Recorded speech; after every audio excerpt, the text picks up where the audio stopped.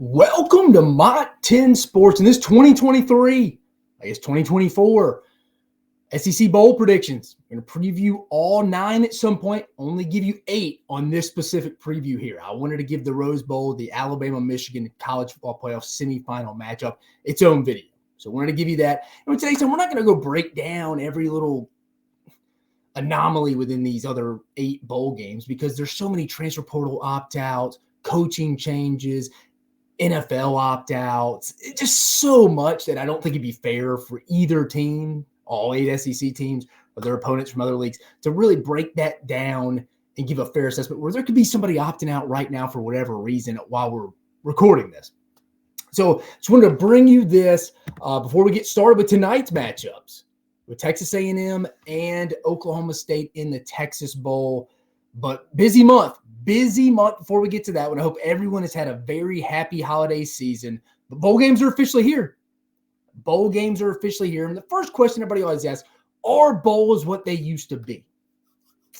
No, short answer, no. If we're just going to be very black and white, no. Bowl games aren't what they used to be because you obviously don't have the amount of players you have coming back. I mean, if you follow college football, you probably know tonight, going into the Texas Bowl tonight, Texas A&M has less than 55 scholarship players. Bowl games that they used to be. No, they're not, but it's also a good way for you to see the potential future of your college football team. You got LSU. They're going to be rolling in with Garrett Nussmeier next year. Nico Amalavea, he's going to be rolling in for Tennessee. He's going to get a start in the ReliaQuest or the Citrus Bowl against Iowa. You got some big opportunities here to see your future quarterback. Peyton Thorne, I've talked to people at Auburn. We'll talk about them in the Music City Bowl against Maryland. They like what they see. They've seen some improvement. Guy's just a total film junkie. They feel like he's gotten better each week. They're going to roll with him. Let's see what he looks like in Nashville within this next week. So we've got a lot of opportunity in front of you. Some intel, some OCs who may be interim that may be interviewing for their job. Maybe not tonight. Not going to say his name's James Coley, but his name's James Coley, the interim OC for Texas A&M tonight in the Texas Bowl. He's trying to get an OC job somewhere. This will be his chance to shine. I mean, I was texting somebody who knows him personally. I know him personally, and it was like, man, I'd be so aggressive tonight. He's like, yeah, but he's trying to go interview for a job, so he can't just be going for it, Lane Kiffin style, 4th and 8, 4th and 9. So there's still, while the bowl games don't really mean what they used to mean from a standpoint is it used to be a big deal if you won your bowl game. There's a good chance you were going to ride that momentum into having a good year the very next year. That's not the same because obviously the rosters are not the same. But I still think there is a lot of benefit, a lot of values in these bowl games. Like you said, you get to see a chance to see a couple future quarterbacks. Auburn trying to avoid being like Florida and having 3 consecutive losing seasons in a row. Then we got some big CFP matchups, 4 in general, but we're going to cover 3. Like I mentioned, we'll cover the Rose Bowl in its own video. But Missouri in the Cotton Bowl against Ohio State, Georgia trying to finish their season strong in the Orange Bowl against Florida State. And you got Ole Miss in the Peach Bowl against Penn State. So Missouri, Ohio State, Georgia, Florida State, Ole Miss, Penn State. A lot of good matchups, SEC, Big Ten, as there always are. But let's get to it. Texas Bowl tonight, Texas A&M versus Oklahoma State. Oklahoma State currently favored by 2. I think Texas A&M opened up as the favorite. Texas A&M coming in 7-5 overall, with their losses to Miami, Alabama, Ole Miss, Tennessee, and LSU. Oklahoma State coming in at 9-4 with losses to South Alabama, UCF, Iowa State, and Texas in the Big 12 championship. But where do we even begin with this one? Texas A&M expected to be, like I mentioned earlier, with no more than 55 scholarship players tonight. No Aniyah Smith, no Jake Johnson, no Max Johnson, who transferred to North Carolina, no inside linebacker Edgerrin Cooper, no McKinley Jackson up front, no Fadil Diggs, none of those guys. So that'll be interesting against a rushing attack led by Ollie Gordon, won the Doak Walker Award. And while Oklahoma State holds a slight statistical advantage in most offensive categories, A&M, significant advantage on the defensive side of the ball. I think even with some of those departures, just giving up 295 yards of total offense, which is good for 9th in the country. So Texas A&M got a lot better in the front 7 with DJ Durkin this year. On the other hand, Oklahoma State ranks near the bottom of the NCAA, with giving up 441.5 yards per contest. That's 121 in a 130 Division I programs. Not good for the Pokes. We've seen that a little bit before with Mike Gundy's squad. But like I mentioned, a name to keep an eye on. If you're not familiar with Oklahoma State, you're an SEC person, you don't watch a lot of other college football around the league, around the country, that's fine. But I'm going to help you out here. Ollie Gordon, one of the most productive running backs in the country, amassed 1,600 yards on the ground.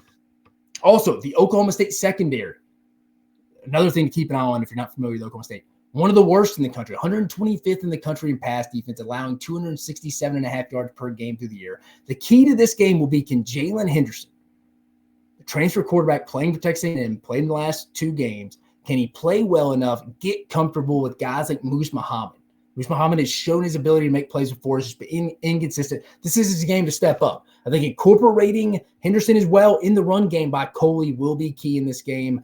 Then on the other side of the ball, stopping the run will be key for the Texas A&M defense. Again, Ollie Gordon, named to keep an eye on when the Doak Walker Award was one of the top rushers in college football this year. With this being said, it's tough to predict these non-CFP bowls, and even these CFP bowls at times with the amount of opt-outs due to transferring, NFL opt-outs, coaching changes. It's tough to predict. I feel like this Texas Bowl always gets the short end of the staff. 2 years ago, LSU rolled in with 35 scholarship players against K-State that year? Yeah, Kansas State that year. Just not a lot of players there. What's Texas A&M's motivation? New staff, Mike Elko and them going in. These other coaches have been planning. Again, maybe James Coley comes out with the plan of his life. Now, some Georgia fans may disagree with that. I don't really think that's fair at times. But again, just not a lot to go on. I think Oklahoma State's going to be motivated. Mike Gundy has a good bowl record. I think he's 11-6 all time in Oklahoma. I think he's 11-6 in bowl games. Maybe it's got to be higher than that. But he has a winning record, good bowl record at Oklahoma State. I'll have to get that stat up. I'm sorry. I just give me the Pokes here, 31-24. I think Oklahoma State's going to get done. More motivation, less opt-outs, less question marks. Give me Oklahoma State in the first SEC bowl game of this season. Give me Oklahoma State taking home the 31-24 Texas Bowl win. A&M heading into the offseason, big one for Mike Elko to try to up that roster. But moving on, we're going to go to sunny Florida, Jacksonville, Florida. The Gator Bowl, Kentucky versus Clemson, December 29th, this Friday. Clemson currently favored by 5.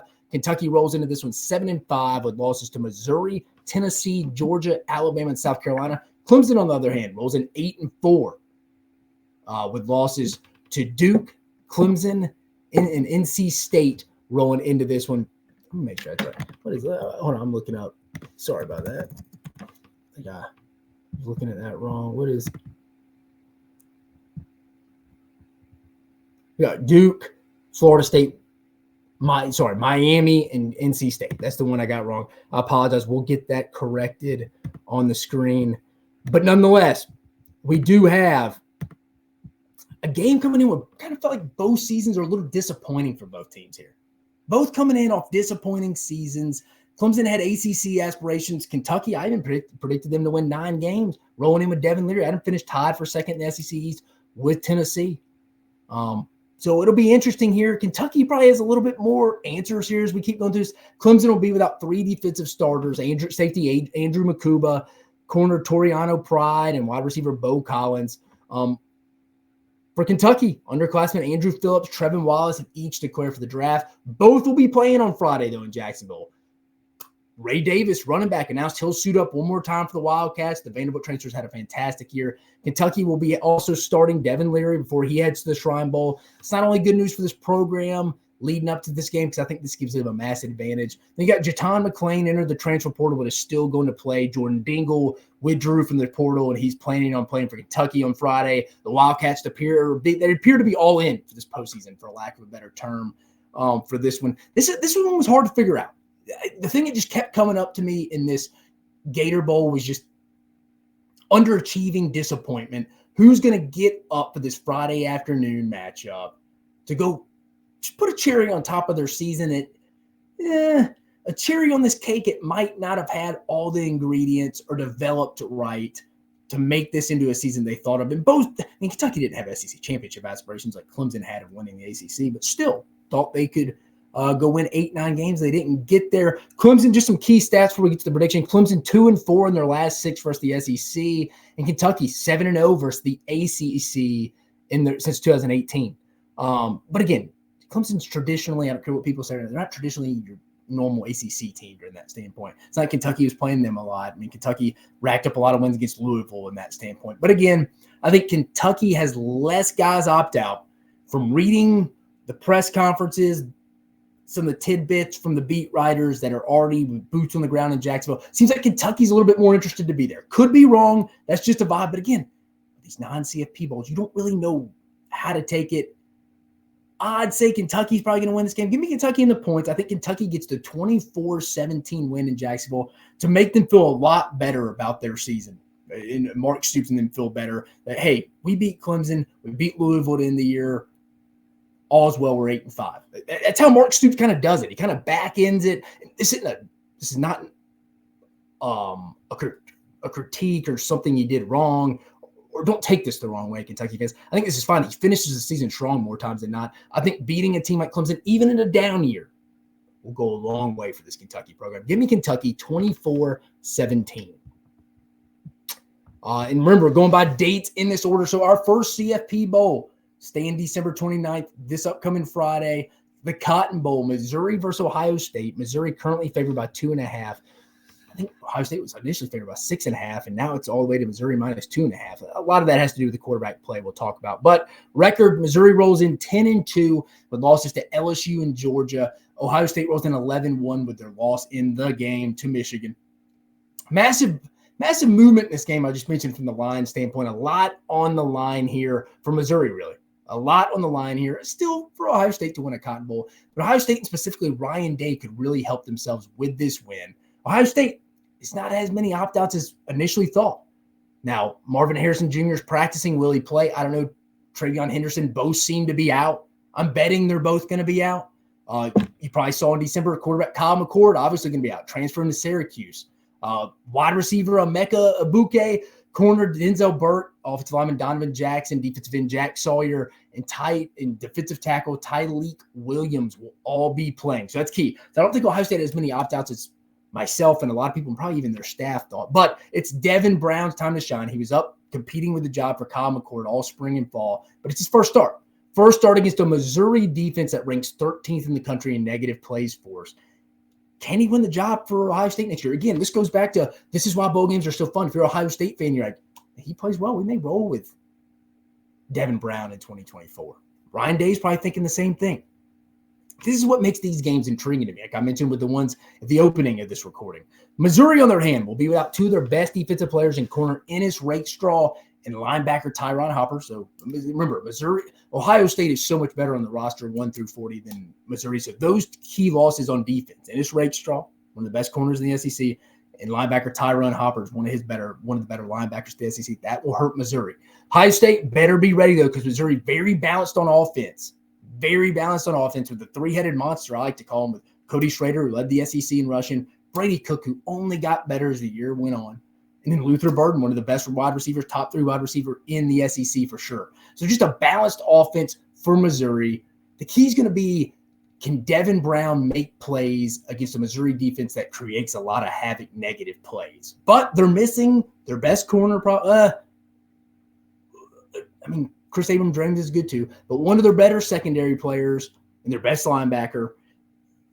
Devin Brown's got an opportunity here, not only to win this Cotton Bowl and get that loss of the game for the third straight year out of Ohio State, Ryan Day, and their fans' his mouth, get that nasty taste out of their mouth. 3 straight losses to Michigan.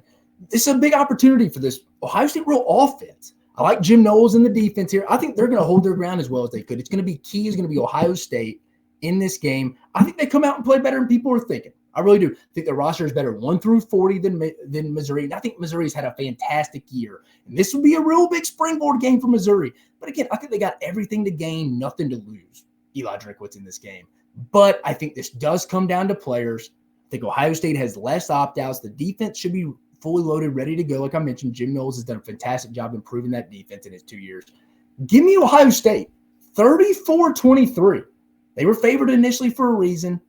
I know it dropped a lot. The quarterback situation, I think, has Vegas and a lot of people scared, but I'm going to trust the defense to play well enough to get them a win. I think Dan Brown plays a little better than people think. So give me Ohio State. Sorry, Missouri fans. Still a fantastic year. You're doing great in the portal. Things seem to be working out from an NIL perspective. You're going to be good again next year, I think.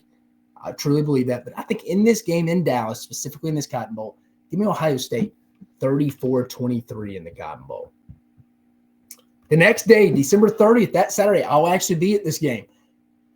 Peach Bowl, Ole Miss versus Penn State in Atlanta. This is probably, besides the playoff games, the most fun game I'm excited about in the bowl season. December 30th, this Saturday, like I mentioned, Penn State minus 3.5 in this game.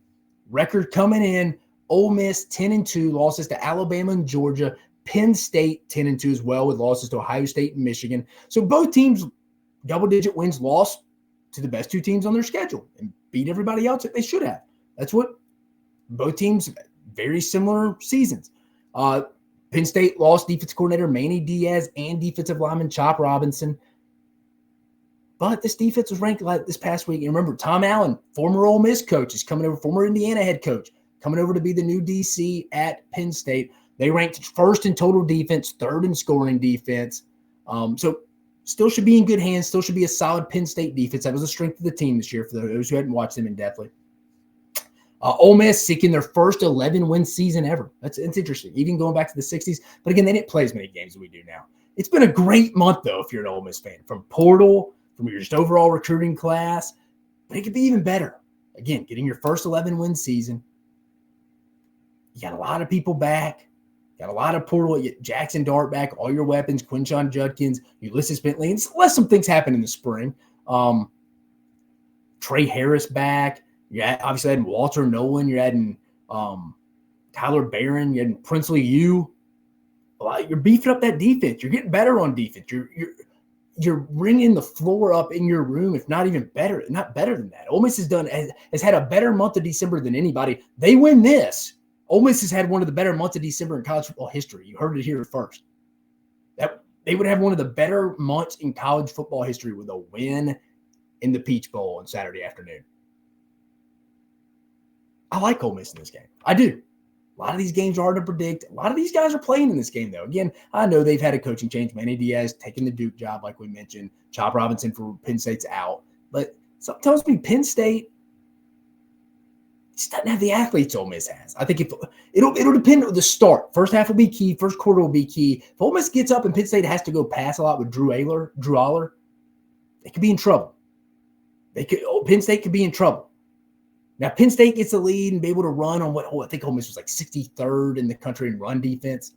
They've had trouble at times stopping the run. So I think Ole Miss's offense has to go control this game. If it's close, though, Ole Miss 4-0 in one-score games this year. They know how to win these close, low-scoring games.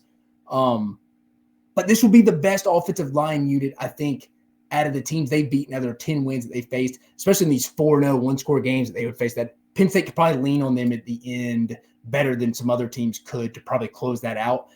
I think it's going to be one of the better games of the college football season. I like what Ole Miss has going for them. I think Lane Kiffin's a smart enough guy to know, hey, it's going great right now, but guys, it could be even better. If we go get this 11th win, first 11-win season in program history, along with what we did in the portal, we keep adding on in the spring. Guys, we can really springboard this. I like Ole Miss. I know Penn State's favored by 3.5. Give me Ole Miss 28-24. Ole Miss tops it off with one of the better months in college football history for anyone. I love this game. It's one of my favorite games of the college football season. Moving on, though, we're just going to move a little bit over to Nashville, Tennessee. Music City Bowl. Speaking of a game I really liked before some announcements happened, but Auburn versus Maryland, December 30th on Saturday. Auburn currently favored by 7. Record, Auburn coming in 6-6 with losses to Texas A&M, Georgia, Ole Miss, LSU, New Mexico State, and Alabama. Maryland coming in 7-5. Mike Foxley and his team with their 5 losses to Ohio State, Illinois, Northwestern, Penn State, and Michigan. I was really looking forward to this one. Like I mentioned, going into this preview of this game, both teams would feel a lot better about their seasons with a win here, especially Auburn. From talking to people at Auburn, they're still sold that Peyton Thorne is their guy. Watches as much film as anyone. Actually, I want to read the text message specifically about Peyton Thorne that I got from somebody in that building. Here it is. Love him, ultimate competitor. Smart like Jake Fromm, but a much better athlete. Studies more tape than most people in our building. 39 career starts, thrown for 800 yards. Need to speed up his release and get his feet to targets quicker, but he's going to have a great year, I think, next year. I was asking you if they're going to try to go replace him in the I'm sure they'll put some lines out there, but I think they're really going to invest in Peyton Thorne in this one.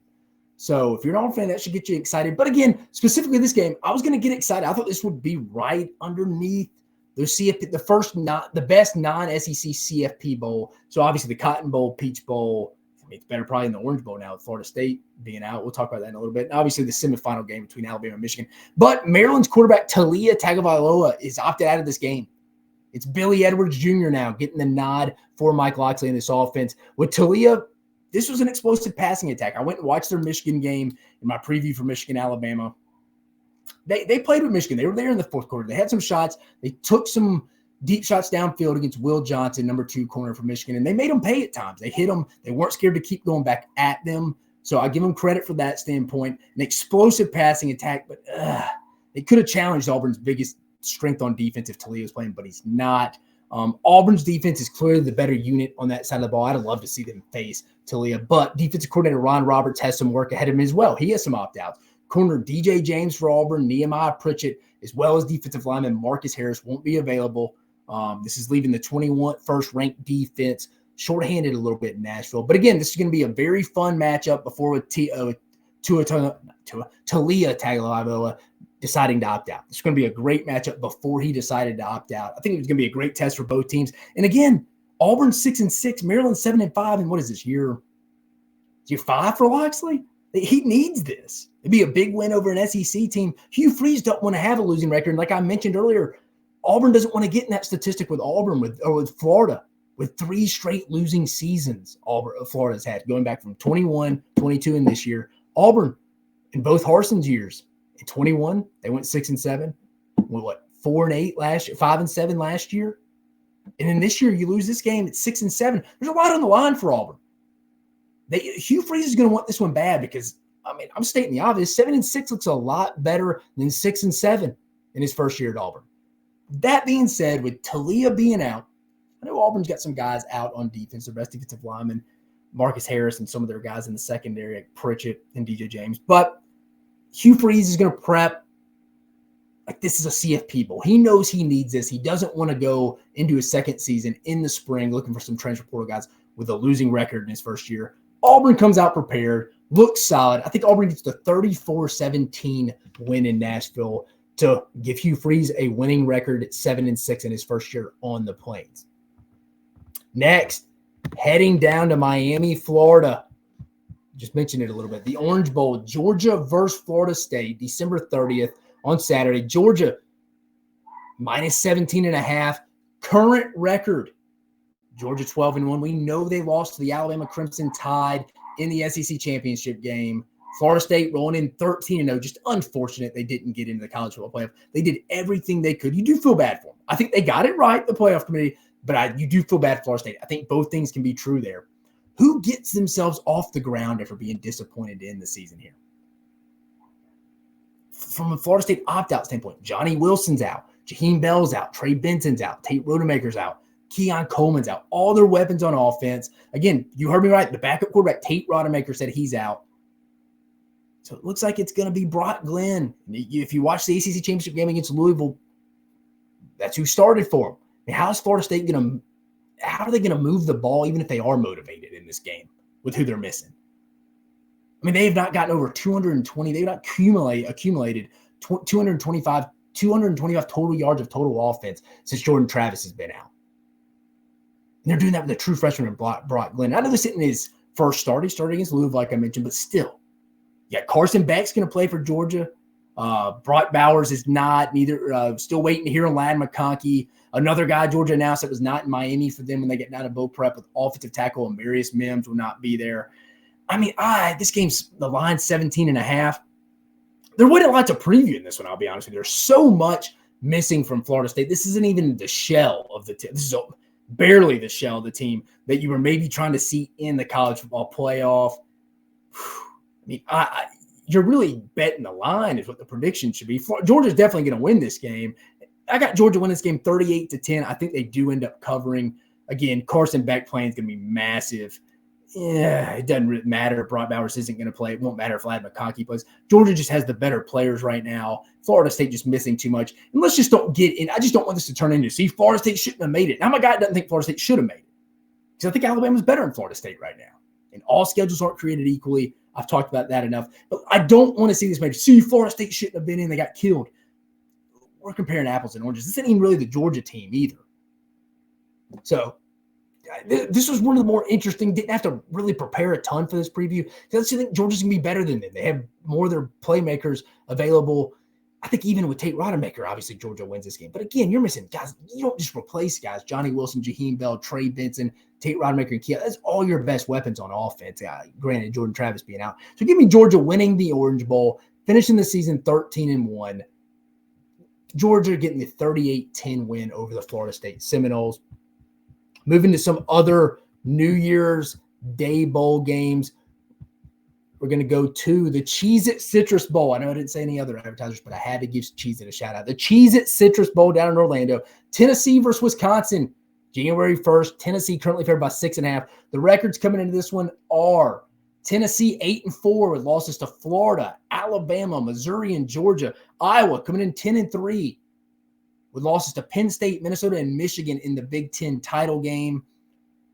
It's official. They announced today the Nico Amalavea era has begun. Joe Milton has announced his opt-out of the Citrus Bowl. Massive opportunity for this Tennessee offense against a good Iowa defense. Tennessee obviously missing some other guys. I think Jabari Small and Jalen Wright both opted out too. So they're missing some guys on offense. This is a good opportunity to kind of see what Tennessee's going to be next year to an extent. They're going to probably add some other pieces. This is a good Iowa defense. Number 5 in total defense, 13th in rushing defense, 8 in passing yards allowed, I believe. Number 5 in passing efficiency defense, and 5th in fewest penalties. I mean, this is a disciplined, good defensive team like we expect from an Iowa team. Now, offensively, they're on the opposite end of the spectrum on this one. They're 127th in scoring offense, 124th in third down conversion percentage, 130th the last time I checked in total offense, 129th in team passing efficiency. Just horrific numbers. Good on defense. And I think those numbers are skewed a little bit because of some of the offenses they played in the Big Ten. But it is what it is. I mean, they're a solid, good defensive unit. It's the bare minimum going to give Tennessee some problems. They're bare minimum going to give Tennessee some problems. Now, this is a narrative game for me from a Tennessee standpoint, and probably from Tennessee fans and the media. They'll all likely use it right, wrong, or indifferent because, again, Tennessee's going to probably plug some holes at all positions on that offense. It's Nico Amalavea's first true start again against a good defense. I don't care about their schedule. Statistically, they're a good the number 5 defense, the 5th defense and overall total defense in the country for Iowa right now. They're 13th in rushing defense, 8th in passing yards allowed. This is a tough first start for Nico Amalavea. Let's just call it what it is. Let's call it a spade here. A narrative game, though. If he goes out and looks bad, people are going to be concerned for Tennessee. A little bit of the opposite of last year. Hendon Hooker couldn't play due to his injury. Joe Milton went and played. I didn't think as well as some people thought he did. He didn't play bad by any means. He just played solid against Clemson last year in the Sugar Bowl. People took and ran with it. Same could be said if Nico goes and plays really bad in this game. It's a narrative game for Tennessee. I don't really believe in it that much, but just as a human being, knowing some Tennessee fans and the media, they'll ultimately use this to decide how they will look all offseason. Tennessee needs to win this game. They need to look good in this game against a stubborn, tough Iowa team. I mean, Tennessee's got their own opt-outs, though. Tyler Barron transferred to Ole Miss. I'm looking at it. As Addison Nichols, offensive lineman, transferred to Arkansas. Jack Luttrell, DB, transferred to Arizona. Tamari McDonald, defensive back, transferred to Ole Miss. Brandon Turnage, DB, transferred. Warren Burrell, DB, transferred to Georgia Tech. Danico Slaughter, DB. Essentially, a lot of their starters transferred. Slaughter transferred to Arkansas. Mo Clipper on offensive line transferred. Connor Meadows transferred. Sean Ruckert, another DB, transferred to USF. Jalen Wright, I mentioned, is out. Jabari Small's out, I mentioned. Javante Spraggins, offensive lineman, out with an injury. Brew McCoy injury. Kamal Hayden injury. Keenan Peely still hurt. The inside linebacker. Arian Carter, inside linebacker's hurt. And Joe Milton just opted out. That is a lot of guys to be opted out.